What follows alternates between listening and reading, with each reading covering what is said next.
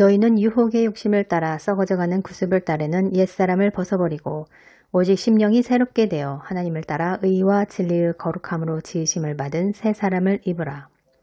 그리스도 안에서 새 사람이 되려면 첫째 옛사람을 벗어버려야 합니다. 이 말은 죄를 보혈로 씻음 받아야 한다는 뜻입니다. 둘째, 심령이 새롭게 될 때 의와 진리의 거룩함으로 지으심을 받은 새 사람을 입을 수 있습니다. 하나님께서는 죄에 대하여 일체의 타협이 없으시기 때문에 철저한 회개와 합당한 열매 맺기, 시험을 통과하고 순종을 통한 자아파쇄로 새 사람을 입어야 합니다. 예수님을 영접했을 때 죄사함을 받는 것은 원죄에 대한 것이지 내가 현재 짓고 있는 죄까지 다 사함받은 것은 아닙니다. 과거, 현재, 미래의 죄까지 다 사해졌다고 그렇게 가르치는 목사님들도 계시기 때문에 신자들이 회개에 대하여 안일한 부분이 있습니다. 과거, 현재, 미래의 죄까지 다 사해진 것은 내가 현재 지은 죄를 회개했을 때 해당되는 얘기입니다. 한 번 구원은 영원한 구원이다. 이 말을 찰떡같이 믿고 있으니 죄를 지어도 가볍게 여기는 것입니다. 마지막 때 신자들이 귀가 가려워서 자기 사욕을 쫓을 스승을 많이 두고 그 귀를 진리에서 돌이켜 허탄한 이야기를 쫓는다고 하지요. 미혹된 메시지를 들을 때 논리 정연한 말에 설득당하기 때문입니다. 현재 개신교인들도 어떤 메시지를 듣는가에 따라 지식이 제각각이지 않습니까? 고로 어떤 메시지를 듣는가는 너무나 중요합니다. 자기 영혼과 직결되기 때문이죠.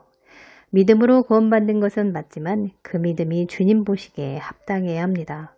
내가 아무리 믿음으로 구원받는다고 떠들어봐야 믿음에 합당한 행위, 순종들이 없다면 그 믿음은 죽은 믿음, 무익한 믿음, 헛믿음일 뿐입니다. 참 믿음에는 반드시 행함이 따라옵니다. 순종이라고 하지요. 믿는다고 하면서 인도하심에 순종하지 않고 내 뜻대로 산다면 그게 어디 믿는 자라고 할 수 있겠습니까? 그렇게 믿음으로 구원받는다고 입으로만 떠들던 자들 가운데 마음이 준비되지 않은 자들은 대환란에 남겨져 그 믿음이 시험대에 오를 것입니다. 앞으로 팬데믹 조약이 체결되면 미접종자들은 각오를 단단히 해야 합니다. 정말 믿음으로 살아내야 하는 그런 시대가 다가왔습니다. 말로만 떠들던 믿음이 아니라 진짜 살아있는 믿음. 죽으면 죽으리라 주님만 의지하며 결단하고 산순교할 수 있는 믿음. 타협하지 않는 믿음. 끝까지 인내할 수 있는 믿음. 그런 믿음을 가진 자들이 살아남을 수 있는 시대가 왔습니다. 이런 것들을 통해 알곡과 쭉정이를 가르시는 것이죠. 어떤 분께서 꿈을 꾸었는데 덩굴 밑에 뱀이 숨어 있었다고 해요. 한 마리가 아니라 더 있었던 것 같다고 너무 간절하니 기도 좀 해달라고 하더라고요. 뱀은 사단마귀를 상징합니다. 내가 너에게 뱀과 전갈을 밟으며 원수의 모든 능력을 제어할 권세를 주었으니 너희를 해할 자가 결단코 없으리라.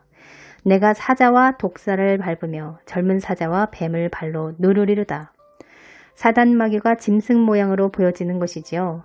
그래도 이렇게 꿈으로 보여주신 것은 은혜입니다. 보여주시지 않으면, 알게 해주시지 않으면 내 안에 뱀이 있는지 없는지 어떻게 알겠습니까? 모르고 살아가는 것이죠. 보여주신 것은 주님께서 해결해 주시겠다는 뜻이니까 얼마나 소망이 있습니까? 꿈을 통해 짐승들이 나타난다면 그 꿈을 아뢰고 기도하시면 됩니다. 사람들이 정말 무지하기도 하지만 영적인 부분을 눈으로 보고 사는 게 아니기 때문에 자기 안에 뭐가 들어있는지 모르고 살아갑니다. 모르니까 안일나태 게으름에 빠져 사는 것이죠. 대환란이 가깝다고 얘기해도 얼마나 안일하게 살아갑니까? 성경에는 이러이러한 죄들이 있을 경우 하나님 나라를 유업으로 받지 못한다고 분명히 말씀하고 있습니다.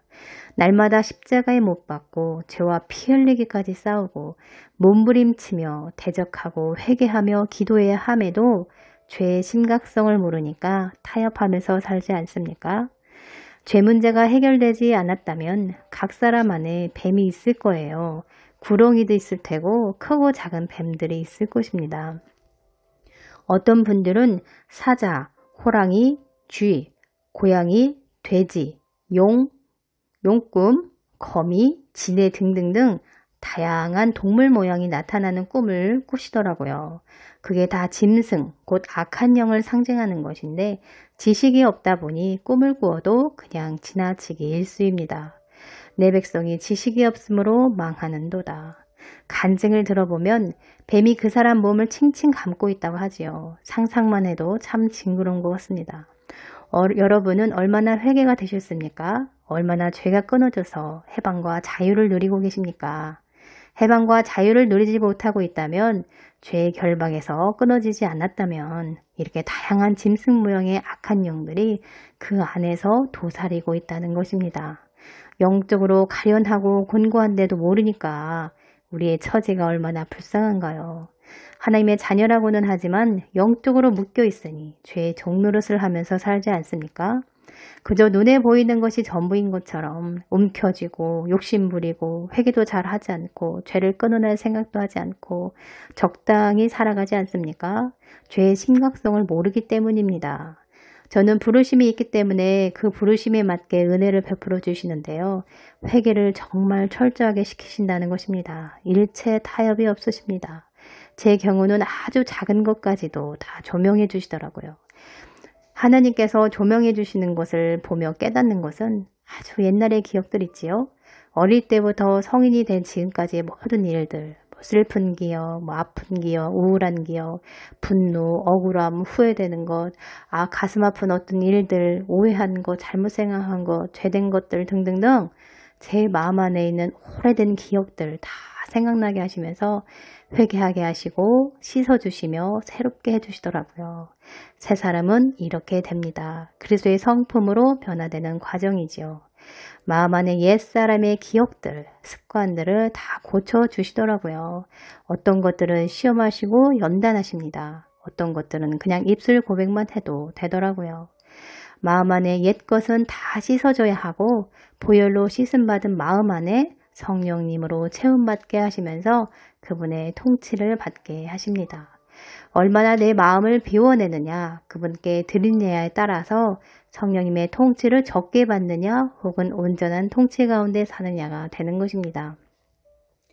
영이 어릴 때는 잘 모르니까 철부지 어린아이로 살아갑니다.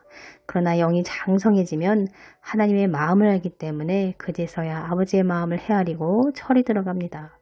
회개하는 이 과정이 철 들어가는 과정입니다. 성화되는 이 과정 속에서 철 들어갑니다.